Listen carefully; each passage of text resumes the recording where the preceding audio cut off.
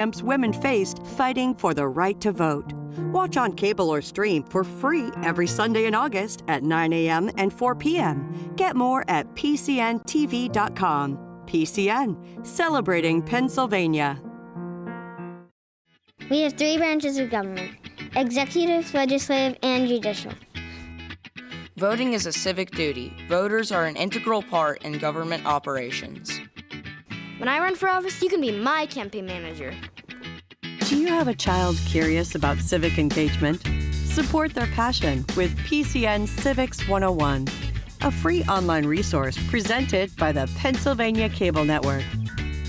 Easy-to-watch videos take learners into the Capitol to see how our state government functions, meant to enhance your child's classroom studies.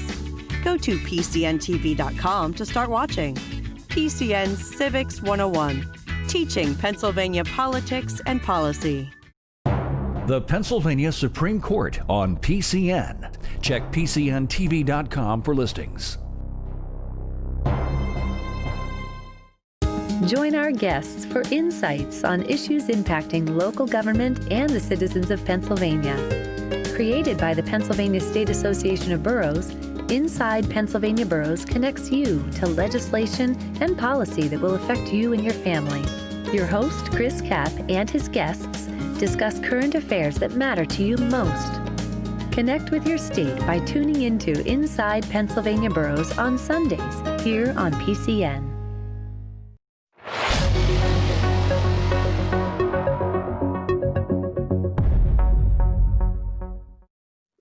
I'm here with Representative John Lawrence, Republican representing Chester and Lancaster County. Thank you for being with us today.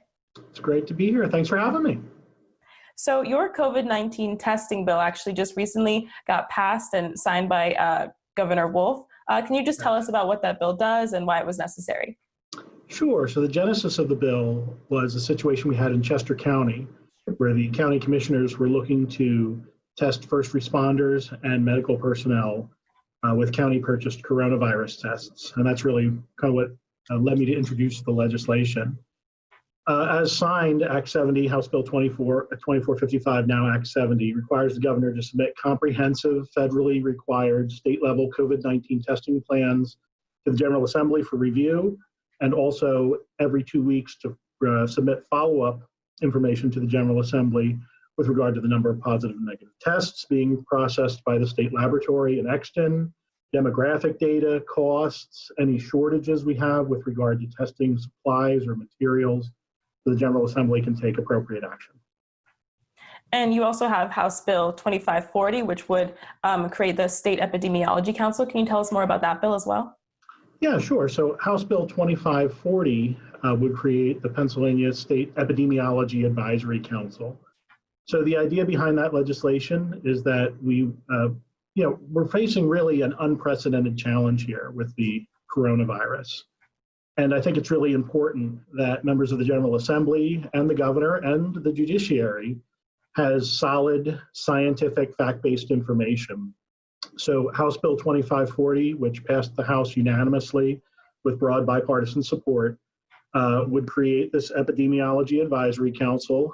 The leaders of the top medical schools in Pennsylvania would each appoint an epidemiologist to this council. They would serve at no charge to the Commonwealth. And it would be their job to come up with recommendations, policy recommendations, advice on what the General Assembly and the governor should be doing as we move forward in the face of this situation.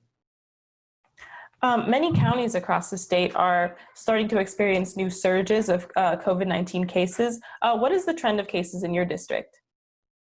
So we've seen a slight increase in coronavirus cases in Chester County, which is concerning. And I am really of the opinion that as we move forward, testing is key. Testing is key. I'm hearing from lots of constituents who are very concerned about what school's going to look like in the fall. I'm hearing from parents who are very concerned about what college is going to look like for their college-age students, and also getting the economy moving again. Really, all of these things come back to, until we get a vaccine or reliable drugs that treat the coronavirus effectively, it all comes back to having a robust testing regime here in the Commonwealth. And do you think that some of the more aggressive mitigation practices that we used kind of at the peak of the pandemic will be necessary to quell these new cases, or do you think a different, more focused approach would be more suitable? So I think that the current path that we're on, which is to take cautious but prudent steps. I'm a mask wearer, and I think it's just something that's prudent and practical to do. As we move forward, we've seen that if people are responsible and are taking the proper steps, that we've not seen a dramatic, triple-digit percentage increase in coronavirus cases. So as we are moving forward, I'm very hopeful that we will be able to continue on that path rather than see the governor move back to, this kind of dramatic lockdown, which I think was very problematic on a number of levels. Weeks ago, you and some of your colleagues expressed concern over the unemployment compensation program.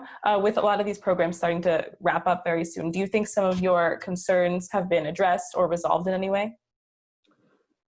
So I can tell you, we've received over 1,000 phone calls in my district office with folks who have applied for unemployment compensation and have been unable to receive their benefits. And that is incredibly frustrating. It is unacceptable. We have been able to help a number of those folks. But just very candidly, the situation with the state's unemployment compensation system is disastrous. We've seen many, I just was on the phone earlier today with someone who applied back in March and has yet to receive a nickel in unemployment compensation, which they are due. And we have been very forceful with the Department of Labor and Industry. I would like to see the Secretary of Labor and Industry take additional steps to mitigate the situation. I've seen press releases from the governor that over 90% of the people who have applied have received benefits. It doesn't say that they've received all of their benefits. And when we've had millions of Pennsylvanians apply, that's still hundreds of thousands of people who have not received their benefits. So I don't think we're anywhere close at this point to calling the situation with unemployment compensation solved. There will be a hearing on this I believe August 12th in the House that I'm eager to see happen so we can get some additional answers for the people of Pennsylvania. One of the issues that you mentioned people reach out to you a lot about is the reopening of schools. What are your views or rather concerns about schools reopening in the fall?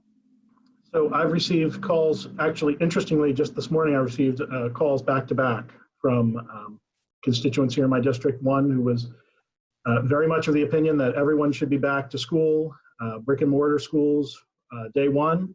And then right after that, a phone call from someone who thought it was irresponsible to even consider that option.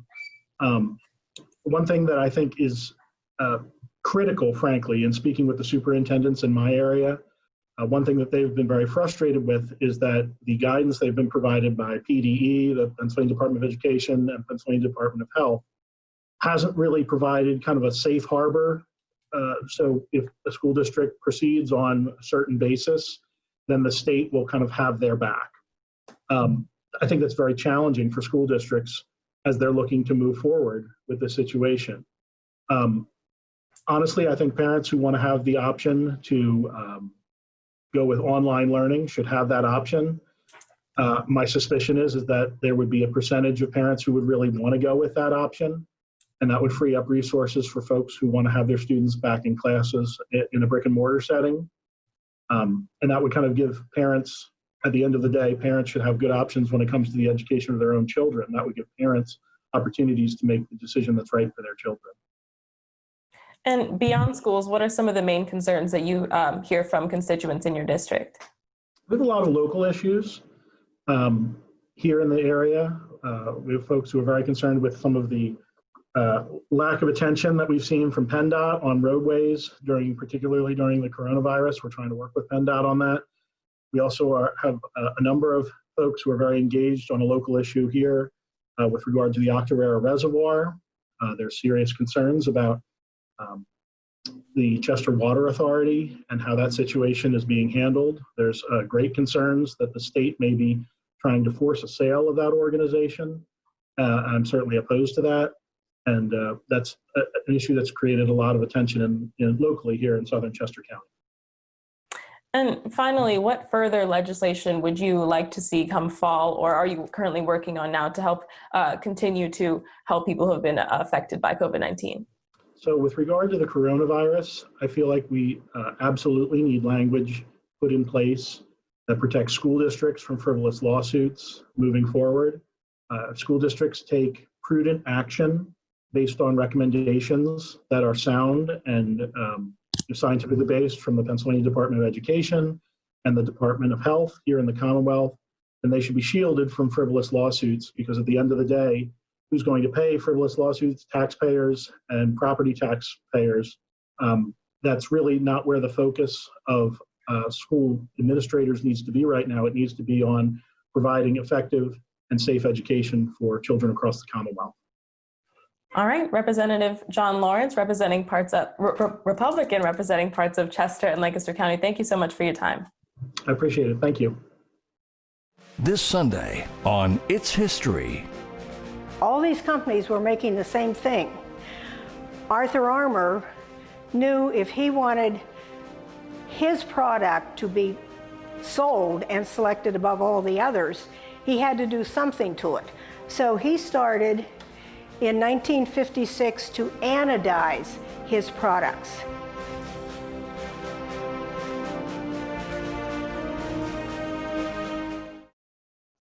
I'm here with Chuck Ryman, Vice President of Wehrungs Lumber and Home Center. Thank you for being with us today. Well, thank you for having me. So since the pandemic began, can you talk about how much the amount of lumber that you have on supply and that you receive week to week has changed? Yes, I can. There are a few different categories in the lumber category. The most pronounced over the last couple of months in terms of shortages has been in the treated lumber category. All of the treated lumber on the East Coast in the U.S. Is treated from southern yellow pine, which is harvested down south. That's why it's called southern. And they've experienced extreme shortages of production.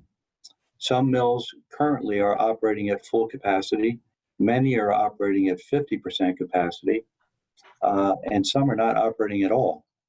And part of the reason is COVID. Many of the mills, many of the mills are unable to get employees to come back to work. Some of which may be out of fear of COVID, and maybe some of it is other reasons. But in any event, production is way down. They're trying to ramp it up, but at the same time, demand is very high. Demand is high this time of year, I think in particular because of COVID. I think a lot of customers are not going away on vacation, so they're staycationing. And since they're going to be home all summer, many of these people want to build the deck that they wanted, where pressure treaty is required. And add to that, our home builders, at least in the state of Pennsylvania, and I'm sure it's similar everywhere else in the U.S. and the country, but our home builders were shut down for about 3 months. So they came back to work, and now they're trying to make up for lost time. So again, demand is high on the contractor side, and it's also high on the homeowner retail side.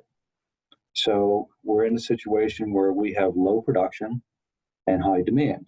So how does it affect lumber companies like Wehrungs? Right now, I could use 3 to 5 truckloads of treated lumber per week. I'm getting 3 to 5 truckloads of treated lumber per month. So huge shortage, right? We're just barely getting by, meeting our demands, filling our delivery orders. In most cases, since the situation is nationwide, our customers are being very patient. They're willing to wait for material. But also, the other issue right now is that prices have skyrocketed. They've gone up nearly 100% since the 1st of March. So that's putting a burden on the builders, the homeowners. But again, it hasn't really slowed demand because of the pricing. So it is what it is. We're struggling to get by. It's a huge challenge, but we're, like I say, we're taking it day by day, and we're just barely managing our needs for treated lumber. Now, this is also spread into other product categories like regular framing lumber, non-treated, and also the panel markets, plywood, OSB, things like that. In most cases for the same reason. We have, again, because builders now have gone back to work, there's a high demand for regular framing lumber, that which is used to build a house, and panel products that are also used. So demand is high. Production is low. I think started with COVID. They seem to be catching up a little bit faster than the treated market. But again, prices are up. Panel prices have spiked over the last month or so. And so they're behind in production, and lead times have stretched out from, say, a 2-week lead time to get a rail car load of plywood to 6 weeks. So mills today are taking orders that they intend to ship in September. And here we are in July. So there's huge demand. Production is down. Production is trying to catch up. When will it happen? I really don't know for sure. I'm hoping over the next 6 weeks, before we get into the fourth quarter of the year, I'm hoping that production catches up to demand, and maybe prices will ease up a bit and it'll become a little bit more affordable. So what does that do to typical lumber yards, right? When prices jump 100%, what happens? The value of your inventory jumps 100%. So it's now costing us a lot more money to carry the same inventory that we were carrying back in March. So the issue is basically a combination of a shortage coming from where the lumber comes from and an increased demand, like you mentioned. Could you go into a little more detail of the path that this lumber takes from its source to once it actually gets to you, and which parts of that have been affected by the pandemic? Yeah, sure. Okay, so we'll talk about treated lumber first. Again, that seems to be, the shortage is more pronounced in that category than the others. So treated lumber that we use, again, on the East Coast, comes from southern yellow pine mills, those mills being down in Georgia, South Carolina, on the East Coast, or the east part of the Mississippi. On the western part, it's Arkansas. Some comes from Texas. And yellow pine is very prevalent in the South, so it's easy to find and harvest. So those mills are behind on production. So they're producing what they can with the manpower they have in this whole COVID thing going on. So they ship their product to the treaters. And the treating plants that I purchase from are located in Virginia. So they're like halfway between us and the southern pine mills. And the treating plants can't get product fast enough. And the issue of the shortage is not their fault. They're running 24/7, treating as much lumber as they possibly can to fill their orders. I spoke to one treater earlier this week, and I said, well, how much? I'm told that you have a lot of treated lumber sitting on the ground. And she said, yes, we do. We have about 9 million board feet of treated lumber at our location, but I have orders for 10 million. So I don't have near enough to satisfy my orders. So it's going from, it starts at the yellow pine mill that's not producing enough material for the treating plants. They are treating, and for a while there, because they were treating so much or as quickly as they could, they were running out of the chemicals they used to treat lumber, but I understand that situation has been corrected. So they then, what they're doing is they're rationing retailers like Wehrungs Lumber and Home Center, where I could order any amount of trucks that I wanted in a given month. They're only allowing me 3, and I purchased from 2 different treaters. So again, like I said earlier, I'd really like to have 3 to 5 truckloads a week. I'm only getting 3 to 5 in a month. So that's not near enough to satisfy our customers. Right. So that's the chain on the treated side. On the framing side, the framing lumber that I purchased comes from my favorite lumber mill out in Idaho. And we purchase and it's shipped by rail car across country into a reload local to us up in Hellertown, which is about a 20-minute drive away from our location. So the product is shipped by rail car. It's unloaded at the reload center, and then we truck it down to our location from there. There has been a little bit of a shortage of rail cars for transportation of lumber from the West Coast to the East Coast. The issue, I'm told, is more on empty rail cars returning to the mill than shipping from the mill. I haven't had much of a problem getting regular type framing lumber for our home builders and our remodeling contractors because I have contracts with those mills. That means that they have to fill my rail car orders before they can sell to the open market. Okay, so I have a leg up there, and that has helped us a lot through this whole COVID thing, even though those mills are suffering from low production as well.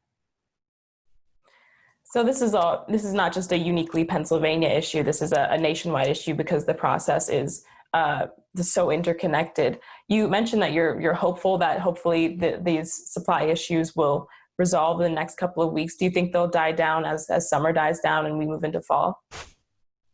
That's my hope. I read 5 or 6 market reports a week so that I'm really up to speed on what's going on. And everyone is saying, don't expect this to change until we get into September or maybe October. The real alarmists are saying it might not happen until the end of this year. I don't think that's the case. I think that production will catch up to demand. Summer demand will fall off, I think, on the treated side. So we'll see improvement there first, and then we'll see it on the lumber and the panel side as well. But yeah, I'm hoping for 6 weeks, mid-September, things start to calm down a bit. And finally, like so many businesses working during this pandemic, what kinds of changes and precautions have you and your employees had to make to continue to operate safely during this pandemic? Well, like everyone else, we have to follow the CDC guidelines. Anybody entering our building has to wear a mask. Employees have to wear masks all day, the whole entire time that we're open. I have mine down so you can hear me right now, but as you can see, I normally would have it up. But I'm isolated in my office, so we're safe. We're offering curbside delivery, a lot of phone orders, less walk-in business, although the store has been super busy with walk-ins. And we're, just to explain what type of business we're in, I mean, we're a lumber and a home center business. We do a lot of volume, 30 million, so we're not a real big company, but not a small company. And our business is 75 to 80% contractor and 20-25% retail or homeowner type business. So our contractors are still coming in every morning to load their trucks and pick up their materials, and and they're off and they're working for the day. So they're still coming in the building, but everyone is following the guidelines. I'm happy to say they're coming in wearing masks. We have plexiglass screens set up around all of our cash registers. We have tables set up so customers have to be 6 feet, maintaining social distance in the store, doing the very best we can, under very unusual conditions. All right. Chuck Reiman, Vice President of Wehrungs Lumber and Home Center, thank you so much for your time. Oh, you bet. Thank you very much for the interview. Discover how great Pennsylvania manufacturers are with PCN Tours. Each episode is led by an expert who knows the company to give you an in-person experience with no script. Watch the original How It's Made. See what makes Pennsylvania a unique and exciting place to work and the opportunities it presents with PCN Tours. PCN, proud to bring Pennsylvania history and culture to you.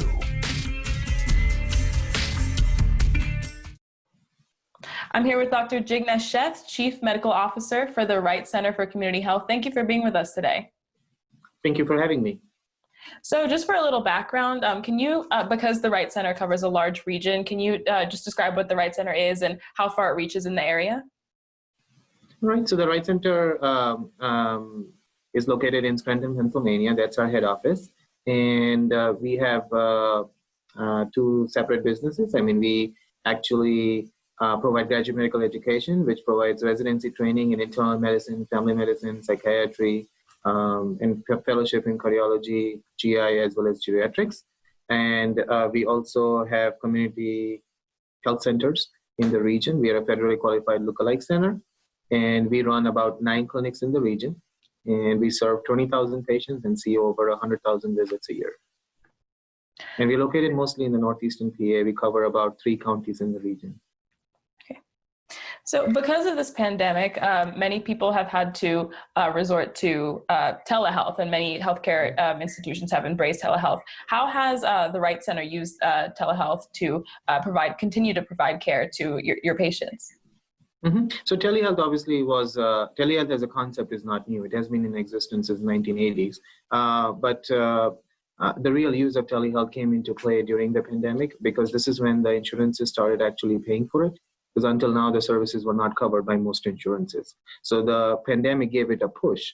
The Wright Center was always ready from a technology standpoint in order to offer the services. The difference between the Wright Center and other organizations is we have the telemedicine software that's baked right into my electronic health record, which made scheduling a breeze, which made implementation a breeze, so that my patients were able to request appointments via telemedicine from their phones through a browser by clicking on the appointments available. My scheduling staff was able to send them requests for telemedicine visit with a link that goes right to their cell phone, as well as their email addresses. And me as a provider, I see a schedule that has both telemedicine and in-person visits all on one screen.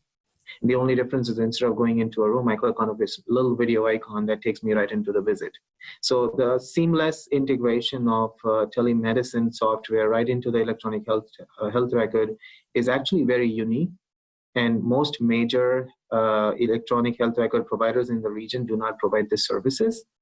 They always have to use two separate computers and two separate softwares. Fortunately, my EHR vendor was able to work with the Wright Center. We've been working on it for the past year to develop something of this nature, not knowing that the pandemic was going to hit. And luckily, when it did hit, we were able to utilize the software that we have been working on for several months. So overnight, we were able to flip the switch and get everyone on. And do you think even after the pandemic, this popularity of telehealth will continue, or do you think it'll start to fade away once people can go to their regular doctors? I think there's definitely a utility for telemedicine even beyond the pandemic, because the patients are getting used to it, number one. Number two, they're seeing the utility of this, where a lot of follow-up visits can be truly done through telemedicine. Our no-show rates are really down because patients are now conveniently able to log into their visits right from their home. So I think, patients are feeling the convenience. The providers are seeing a decreased no-show rate. The interaction is a lot better because, it's a one-on-one interaction without having to go through any kind of a check-in process. And, the amount of time that you spend in the office doing non-appointment or a non-clinical work has gone down tremendously. So efficiency has gone up. I think it's here to stay. I think the American public like it, and they're going to ask us to keep doing this. For your patients who do physically come to your facilities, what additional precautions have you had to make sure that the patients and staff can continue to be safe? Well, my main medical clinic here in German, Pennsylvania is open 83 hours a week, 7 days a week, and 365 days a year. So we don't close at all. And the hours did not change through the pandemic. We continued offering the same hours, which required us to put a lot of precautions in place. So every clinic at the Wright Center has sneeze guards and cough guards installed back in April, long before the state opened up for business. We were preparing ourselves that when the state does open, we should be able to safely get the patients in. We have a screening protocol that every visitor, employee, patient entering the building gets a temperature check as well as a screening questionnaire completed, so that we know that we are safely keeping the infection out. We have a negative pressure tent built right outside the building, where anyone who tests positive in those screen, patients, employees, visitors, they have to be seen in the tent. And so given that it's a negative pressure tent, you're controlling the infection, you're seeing them in a safer environment, and the employees there are fully serviced with PPE. So that you're reducing the amount of PPE use that you need, because if the whole office was using it, you will never be able to keep up with the demand of PPE. Now we are reducing the entire PPE kit only to the people working in the tent, whereas inside the building you are reducing the exposure, so you really only need a mask or a simple PPE that was available, but the expensive PPE, or as the deficient PPE, we were able to reduce the usage. So I think separating sick and non-sick patients was extremely helpful, kept us safe, as well as kept the PPE demand low. We also put screening protocols in place, safety measures in place, social distancing in place, and obviously sanitizer, soap everywhere in the building that is readily available. We, knock on wood, were prepared enough that we never ran out of any of those essential equipment. So when patients come into the building, they tell me that they feel extremely safe. We get frequent feedback from our patients and ask them, hey, how do you feel? Did you feel safe being here? And they have told me even today that they feel extremely safe. They did not feel that safe before coming to the building, but after they went through their appointment, they felt like we are taking real good precautions, and they felt truly safe. And if they have to come back, they're going to tell their friends and family to come to the Wright Center. Recently, several counties in Pennsylvania have experienced a kind of new surge of COVID-19 cases. What's the trend of COVID-19 cases in your area? The trend definitely, we are seeing an increase in number of cases. The whole state is seeing an increase in number of cases. We were down to less than 300 cases in the state per day. We are now up to about 1,100 cases a day. So we have seen some surge, although I feel like the severity of those cases must have gone down. And the percentage of tests that come back positive is extremely low now because we are testing a lot of patients. Just at the Wright Center, between all the clinics, we test about 1,200 patients a month. And I think less than 2% is coming back positive, which was about as high as 8 to 9% during the pandemic. But we were also not testing that many people because the testing kits were not available as readily. I wouldn't say they're readily available now, but they're better than they used to be in the month of May or June when they saw most number of patients. Well, the other thing that we have put in place is we are starting to prepare for the next surge. Hopefully there isn't one, but if there is one, we have stocked up on things like sanitizer, soap, PPE, so that we can prepare for the next 6 months. We had implemented fogging protocols at all our clinics twice a month, where the entire clinic gets fogged with a disinfectant with a special equipment. We have now actually purchased that equipment on site, so we can do it a lot economically. And we have trained our own internal staff to start fogging the clinics. This has reduced the cost that is required, knowing that this is now going to continue. You cannot expect to pay those high costs going forward. We started making this part of our maintenance crew's job on a daily basis. So we have tried to prepare for what may be coming. We've seen that this pandemic has disproportionately affected Black and Brown and just generally underserved communities. How has you and the Wright Center tried to address the issues of, or tried just now, or have been trying to address the issues of those communities? So first of all, we are a federally qualified lookalike center. So we take any patient with or without insurance or with or without their ability to pay. So ability to pay has never been a deterrent for a patient to be seen at the Wright Center, even in the past, never. Secondly, the federal government is supporting testing for patients who are underinsured or uninsured. So we have signed up for the program so that the patients do not get a bill. And most other patients who are insured, every insurance is covering full amount of testing. Secondly, we have a sliding scale available for patients as little as $5 per visit if they're unable to pay based on their income. So we take care of every single patient, and we have a very good sliding fee scale as well as a fee structure in place for these patients so they can safely as well as economically seek care. And cost of the testing or cost of care should never be a deterrent for them seeking care.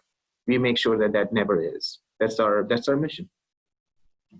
And finally, I know we talked about the possibility of another wave of the virus, and going into the fall. What are your main concerns, or what are you anticipating will be the biggest hurdles that you'll have to overcome as the pandemic continues moving on into the fall and the rest of the year? Well, other than keeping up with the requirements such as PPE as well as safety equipment, I think the biggest issue will be differentiating patients who are coming in with flu-like symptoms and other respiratory illness, which really viral respiratory illness that go up during winter months. How do you differentiate them from coronavirus symptoms, because they are going to be overlapping? So there's going to be this huge amount of patient population coming in through the buildings that you really do not know. How are you going to support them? How are you going to actually meet the volume and the need from a testing perspective, as well as even seeing them? So what we recently did is we are now converting a negative pressure tent into a secluded space inside the building, so that during winter months when it snows, when the temperature needs to be better controlled, we are setting up a negative pressure unit within the building so that such issues can be resolved. Secondly, we are increasing the capacity so that we can serve a lot more patients going through the designated area knowing that with flu coming on, with viral illnesses coming on in the winter, the volume is going to be significantly higher, and we will need to prepare for that. So we have really started putting in place protocols that will allow us to serve significantly, like 5 to 10 times more patients than we see now with those symptoms, and without having to worry about not meeting the needs of the public, not diagnosing it correctly. We're stocking up, and we are working with our vendors to supply testing. Like as this morning, I mean, I talked to my vendor from Sheth who does the PCR on-site coronavirus testing, that they're launching a kit. That one kit will give you the testing ability for both flu and coronavirus. So one sample can be tested with one kit and give you a result for both tests. And I think that's going to be the key. And I'm trying to get in line, because there's limited amount of tests they'll give per organization. I'm trying to get my organization ahead in the line so that we get appropriate amounts of kits so that we can continue to serve the people of Northeastern PA. So I think getting ready for a combination of flu and coronavirus is going to be our biggest challenge. And let's face it, I mean, we'll have to be prepared for that. All right, Dr. Jignesh Sheth, Chief Medical Officer for the Wright Center for Community Health. Thank you so much for your time. Thank you so much.